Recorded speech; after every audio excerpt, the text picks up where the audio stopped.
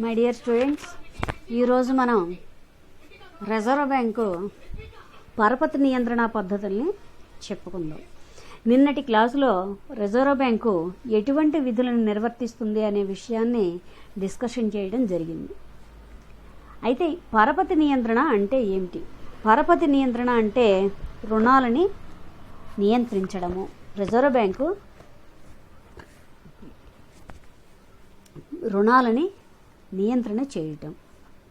అయితే ప్రణాళికలు ప్రారంభించినప్పటి నుంచి కూడా రిజర్వ్ బ్యాంకు ఆర్థికాభివృద్ధికి అనుగుణంగా ద్రవ్య విధానాన్ని రూపొందించుకుంటోంది. అదేవిధంగా దేశంలో ఉన్నటువంటి ద్రవ్య సుస్థిరతను కాపాడుతూ ధరలను అదుపులో ఉంచుతూ ఆర్థిక పురోభివృద్ధికి రిజర్వ్ బ్యాంకు సహాయపడుతోంది. అదే తన లక్ష్యంగా పెట్టుకుంది. ఈ లక్ష్యాలన్నింటినీ సాధించాలి అంటే రిజర్వ్ బ్యాంకుకు ద్రవ్య వ్యవస్థ మీద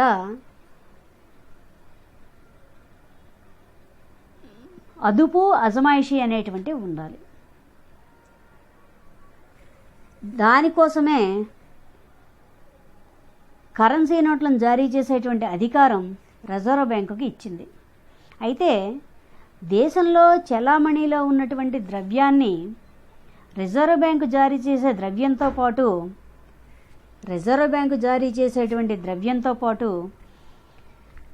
వాణిజ్య బ్యాంకులు సృష్టించేటువంటి ద్రవ్యం కూడా ఇందులో ఉంటుంది.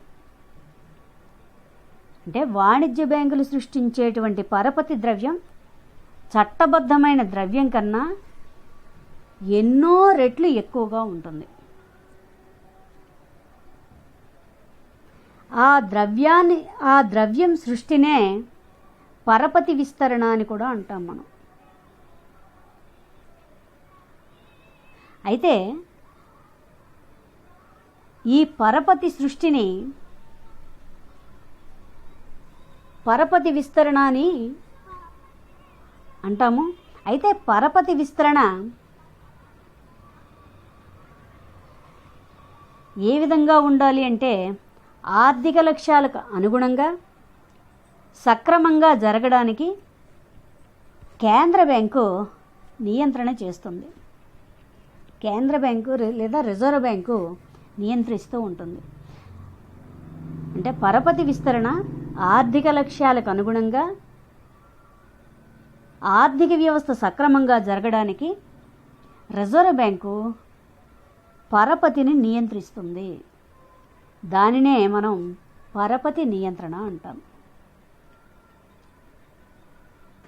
అయితే కేంద్ర బ్యాంకు అనుసరించేటువంటి పరపతి నియంత్రణ కోసం కేంద్ర బ్యాంకు అనుసరించేటువంటి విధానాన్నే ద్రవ్య విధానము అని కూడా మనం పిలుస్తాం.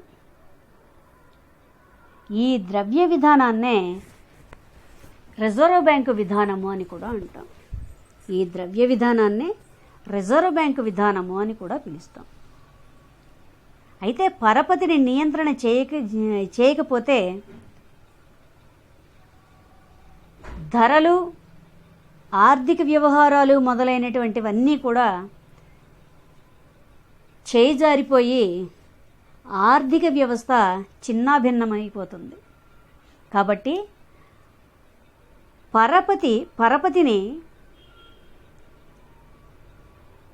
పరపతి పరిమాణం అవసరాలకు మించి కానీ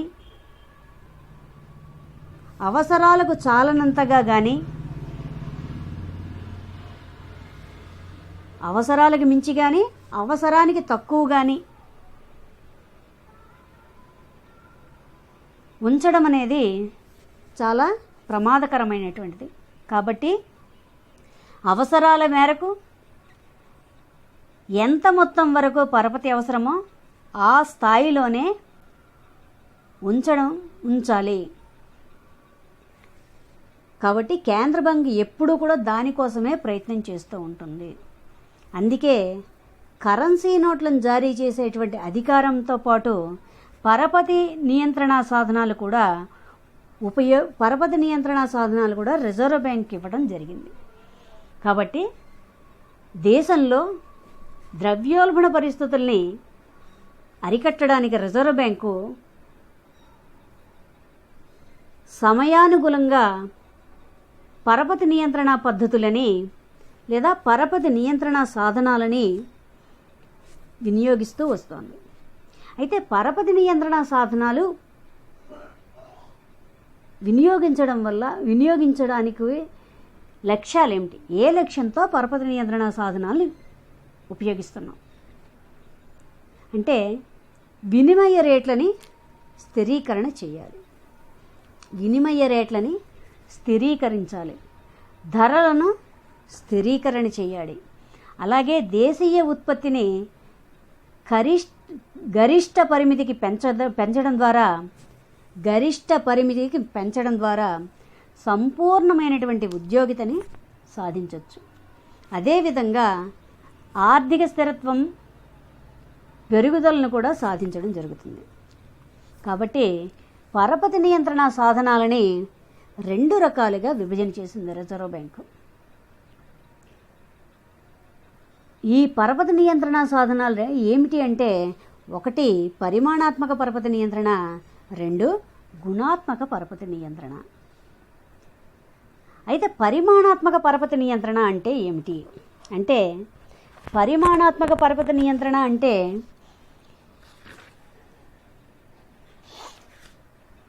ప్రణాళికలు ప్రారంభించినప్పటి నుంచి దేశంలో వాణిజ్య బ్యాంకులు సృష్టించేటువంటి పరపతి పరిమాణాన్ని నియంత్రించడానికి ఈ సాధనాలు అనేటువంటివి, పరపతి అంటే రుణాలను నియంత్రించడానికి ఈ సాధనాలు అనేటువంటివి ఉపయోగపడతాయి. అంటే ప్రతి పరపతి పరిమాణాన్ని క్రమబద్ధం చేయడానికి ఈ సాధనాలని ఉపయోగిస్తున్నాయి. ఏమిటా సాధనాలు అంటే దానినే పరిమాణాత్మక పరపతి నియంత్రణ సాధనాలని, వాటినే సాధారణ పరపతి నియంత్రణ సాధనాలని అంటాం. ఈ పరపతి నియంత్రణ సాధనాలు ఏమిటి అంటే 1 bank rate, 2 open market operations, 4 cash reserves ratio, 5 bank rate. ఈ శాసనాత్మక ద్రవ్యత్వత నిష్పత్తి ఏమిటండి? 1 bank rate, 2 open market operations, 3 నగదు నిల్వల నిష్పత్తి, 4 శాసనాత్మక ద్రవ్యత్వత నిష్పత్తి. ఈ ద్రవ్యత్వత నిష్పత్తిని మార్చడం ద్వారా రిజర్వ్ బ్యాంక్ ఉపయోగించేటువంటి పరిమాణాత్మక పరపతి నియంత్రణ సాధనాలు లేదా పద్ధతులు చాలా రకాలుగా ఉపయోగపడుతున్నాయి. అంటే అందులో మొదటిది బ్యాంకు రేటు. బ్యాంకు రేటు ఏ విధంగా ఉంటుందో చూద్దాం. బ్యాంకు రేట్ అంటే ఏమిటండి? బ్యాంకు రేట్ అంటే మొదటి ప్రణాళికా కాలంలో ద్రవ్యోల్బణం అనేటువంటిదే లేదు, కానీ 2వ ప్రణాళిక నుండి ద్రవ్యోల్బణ పరిస్థితులు వచ్చాయి. అందువల్ల దానిని నివారించడానికి బ్యాంకు రేట్ అనేటువంటి విధానాన్ని ఏర్పాటు చేయడం జరిగింది. ఈ బ్యాంకు రేట్ అనేటువంటి దాన్ని పెంచడం జరిగింది. అంటే బ్యాంకు రేటు విధానాన్ని పెంచడం ద్వారా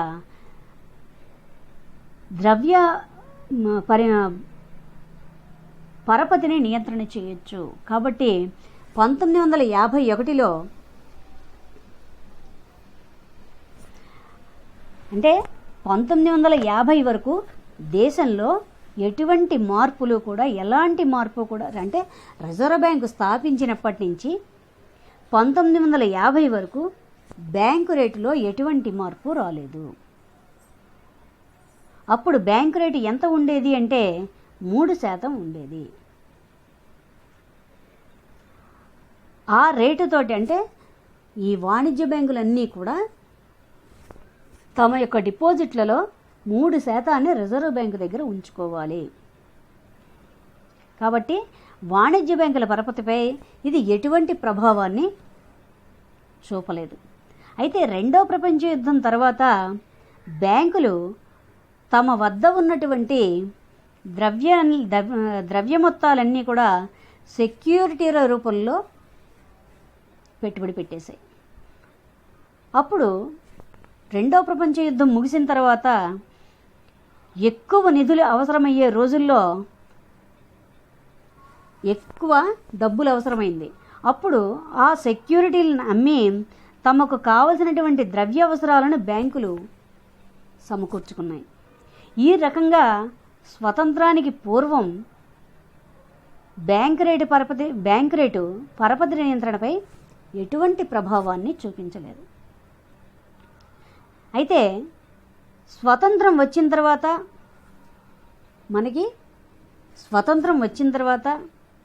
1957లో ఈ బ్యాంకు రేటుని 3% నుంచి 3.5% పెంచారు.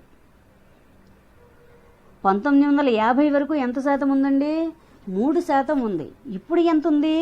3.5% పెంచారు.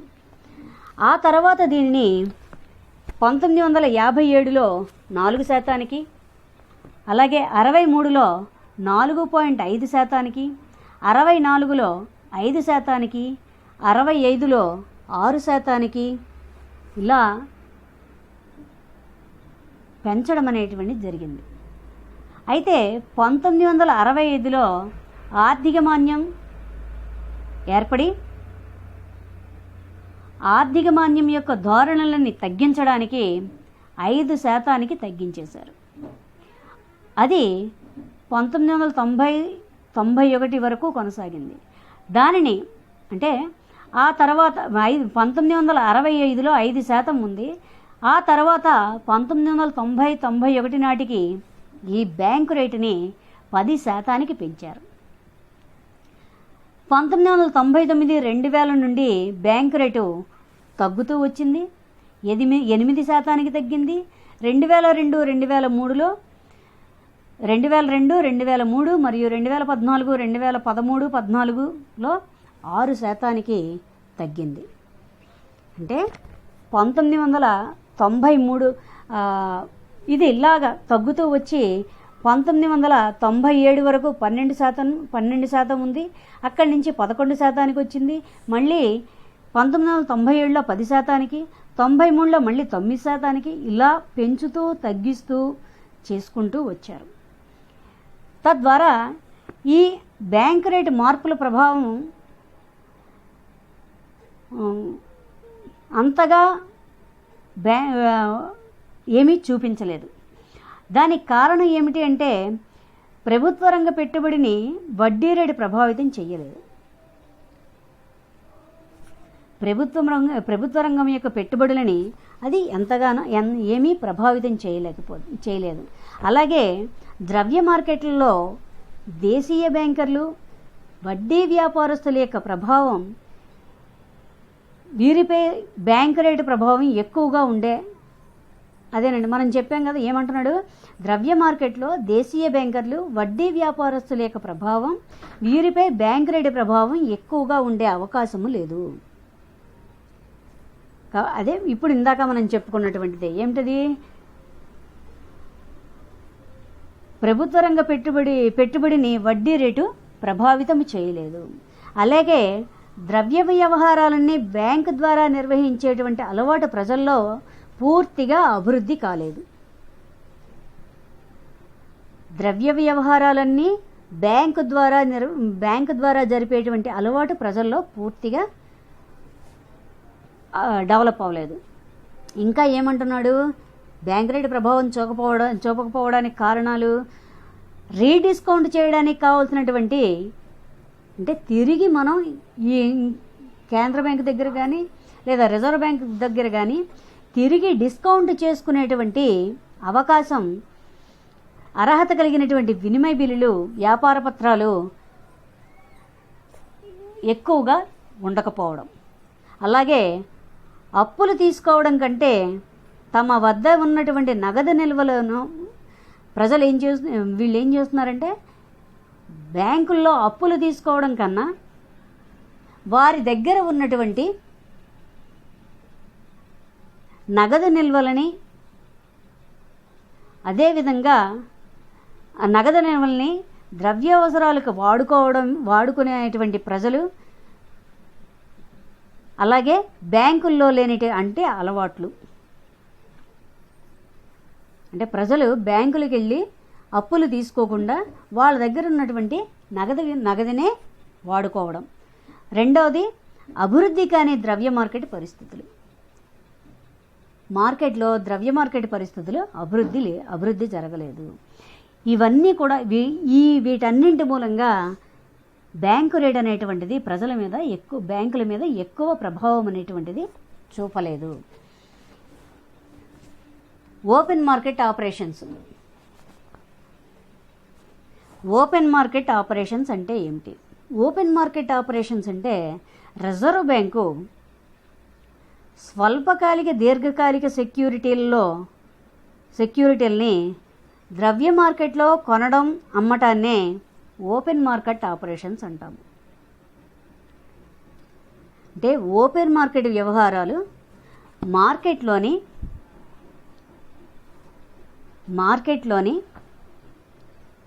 ద్రవ్య పరిమాణం పైన, పరపతి పైన, ద్రవ్య రేట్ల పైన ప్రత్యక్షంగా తన ప్రభావాన్ని చూపిస్తాయి.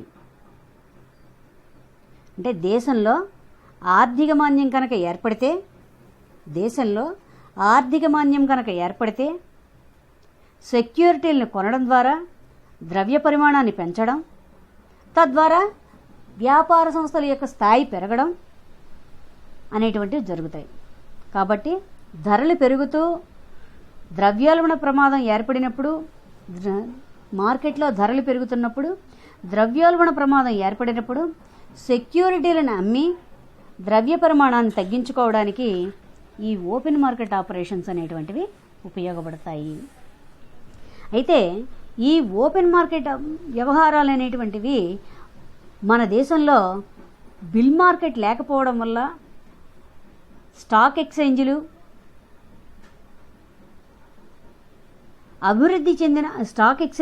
అభివృద్ధి చెందడం వల్ల ఓపెన్ మార్కెట్ వ్యవహారాలు శక్తివంతంగా పనిచేయలేదు.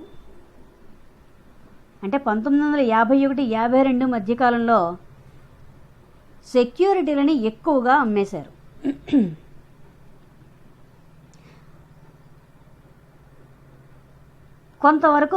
దానివల్ల కొంతవరకు పరపతి తగ్గించిందని మనం తెలుసుకోవచ్చు. అయితే 1961 నుండి కొనుగోళ్లు ఎక్కువగా ఉండడం, ఓపెన్ మార్కెట్ వ్యవహారాలు పరపతి నియంత్రణకు ప్రధాన సాధనంగా వాడబడిందనే విషయాన్ని మనం తెలుసుకోవచ్చు. కాబట్టి 2012-15 మధ్యకాలంలో 14,900 కోట్ల రూపాయలు నికర అమ్మకాలు అనేటువంటివి జరిగాయి. అయితే ఈ రిజర్వ్ బ్యాంకు కేంద్ర రాష్ట్ర ప్రభుత్వాల సెక్యూరిటీలను మాత్రమే అమ్మడం, కొనడం అనేటువంటివి చేస్తాను. అయితే ఓపెన్ మార్కెట్ వ్యవహారాలను ఎందుకు నిర్వహిస్తోంది అంటే, ఓపెన్ మార్కెట్ వ్యవహారాల్లో దేశంలో ద్రవ్య సరఫరాను ప్రభావితం చేసి దాని ద్వారా పరపతిని నియంత్రణ చేయొచ్చు.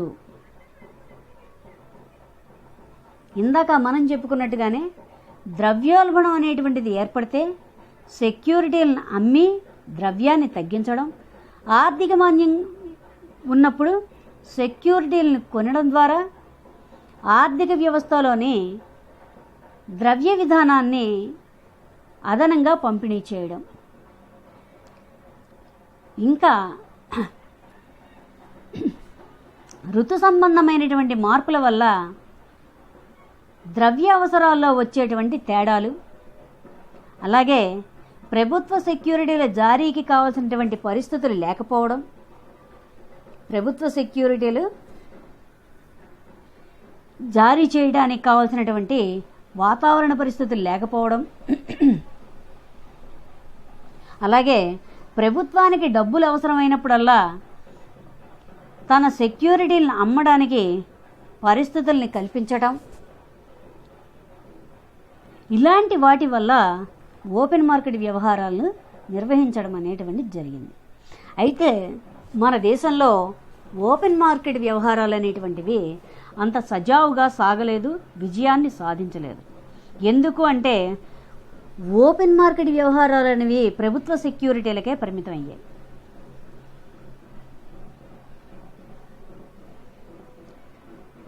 అలాగే మంచి సెక్యూరిటీల మార్కెట్ మన దేశంలో విస్తృతం అవ్వలేదు.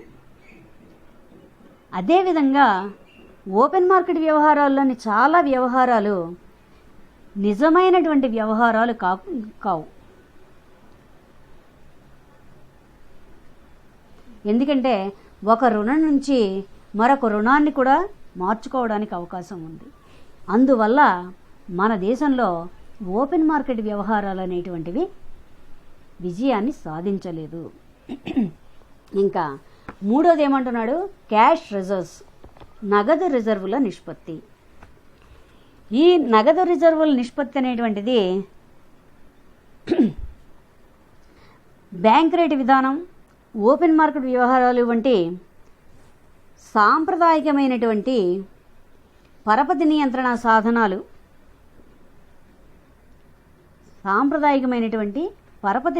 సాధనాలు, పరపతి నియంత్రణపై ఎక్కువ ప్రభావాన్ని కలిగి ఉన్నాయి. అందువల్ల ఎక్కువ ప్రభావాన్ని చూపాయి. అందువల్ల వాణిజ్య బ్యాంకులు సిఆర్ఆర్, క్యాష్ రిజర్వ్స్ రేషియో అంటాం. సిఆర్ఆర్ పద్ధతి, నగదు రిజర్వుల నిష్పత్తి మార్పు అనే పద్ధతి పరపతి నియంత్రణ సాధనంగా అమల్లోకి వచ్చింది. ఈ పద్ధతి ప్రకారం రిజర్వ్ బ్యాంకు, వాణిజ్య బ్యాంకులు తమ వద్ద నిల్వ ఉంచవలసినటువంటి నగదు రిజర్వ్ నిష్పత్తిని మార్చడం ద్వారా తమ వద్ద ఉన్నటువంటి నగదు రిజర్వుల నిష్పత్తిని మార్చడం ద్వారా పరపతిని నియంత్రించవచ్చు. అయితే చట్ట ప్రకారం వాణిజ్య బ్యాంకులు, ఆర్బీఐ చట్ట ప్రకారము వాణిజ్య బ్యాంకులు తమ డిపాజిట్ల మొత్తంలో 3% ఎంతండి 3% నగదు నిల్వలను రిజర్వ్ బ్యాంకు వద్ద ఉంచాలి. ఈ శాతాన్ని పెంచడం లేదా తగ్గించడానికి రిజర్వ్ బ్యాంకుకి అధికారం ఉంది. అంటే రిజర్వ్ బ్యాంకు వద్ద ప్రతి వాణిజ్య బ్యాంకులో కూడా 3 నుంచి 15% రిజర్వ్ బ్యాంకు వద్ద నిల్వ ఉంచుకోవాలి. దీన్ని పెంచడం తగ్గించడం అనేటువంటిది రిజర్వ్ బ్యాంకుకి అధికారం ఉంది. అయితే మారుతూ ఉన్న రిజర్వుల నిష్పత్తి పద్ధతి, ఈ మారుతూ ఉన్నటువంటి నగదు రిజర్వుల నిష్పత్తి పద్ధతిని 1960 సంవత్సరంలో రిజర్వ్ బ్యాంకు మొట్టమొదటిసారిగా అమలు చేసింది. వాణిజ్య బ్యాంకులు అనుసరించేటువంటి నగదు రిజర్వుల నిష్పత్తిని రిజర్వ్ బ్యాంకు పెంచినప్పుడు వాటి వద్ద ఉన్నటువంటి, ఎవరి వద్ద, వాణిజ్య బ్యాంకుల వద్ద ఉన్నటువంటి రుణాలను ఇచ్చే శక్తి, వాణిజ్య బ్యాంకుల వద్ద ఉన్నటువంటి రుణాలు ఇచ్చేటువంటి శక్తి తగ్గిపోతుంది.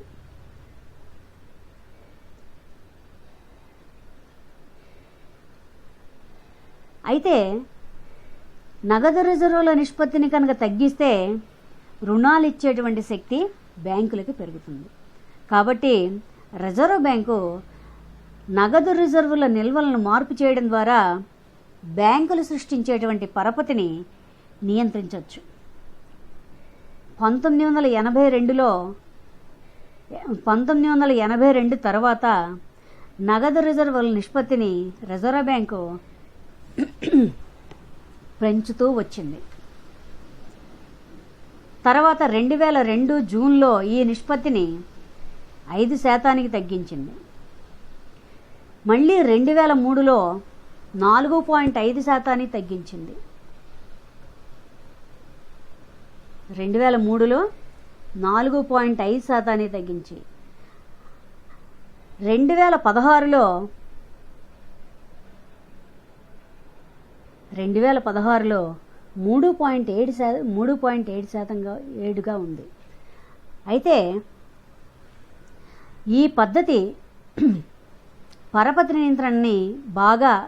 నియంత్రణపై ఈ క్యాష్ రిజర్వ్స్ రేషియో అనేటువంటి పద్ధతి పరపతి నియంత్రణ మీద బాగా పనిచేసింది. ఇంకా దీని తర్వాత పరపతిని నియంత్రించడానికి ఇంకొక సాధనం ఏం ఉపయోగించింది అంటే శాసనాత్మక ద్రవ్యత్వత నిష్పత్తి.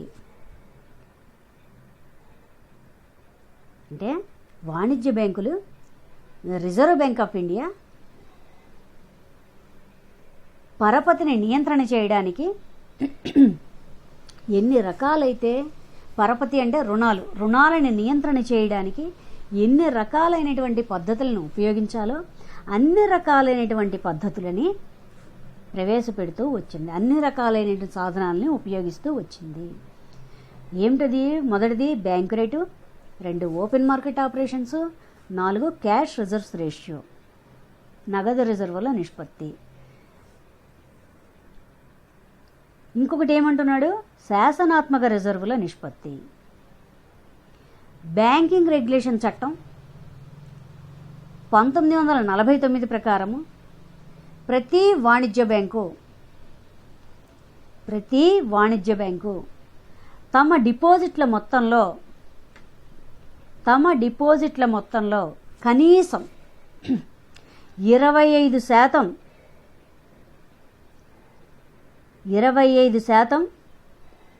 లిక్విడిటీ అసెట్స్ ఉంచుకోవాలి.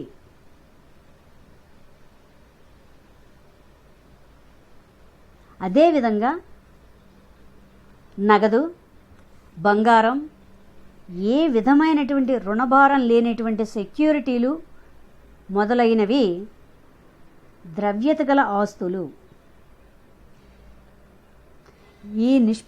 ఈ శాసనాత్మక నిష్పత్తినే ద్రవ్యత్వత నిష్పత్తి అంటాము. దానినే లిక్విడిటీ రేషియో అంటాము.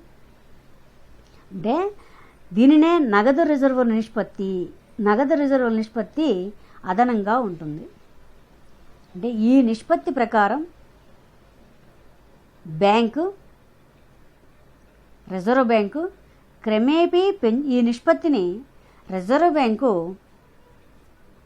తఫతఫాలుగా అంటే క్రమేపీ పెంచుతూ వచ్చింది. 1990 సెప్టెంబర్లో ఈ నిష్పత్తి 38.5% ఉంది. 38.5% ఉంది.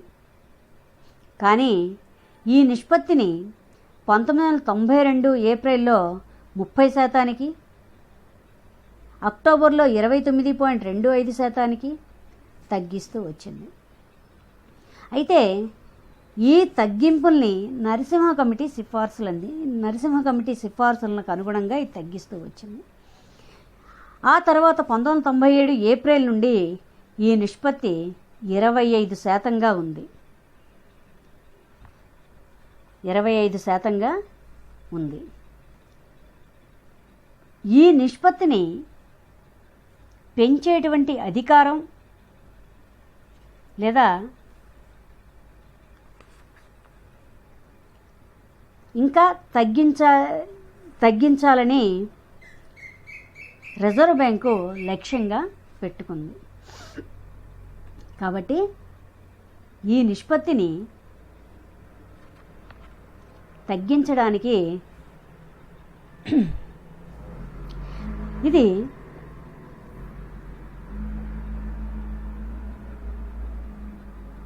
2016లో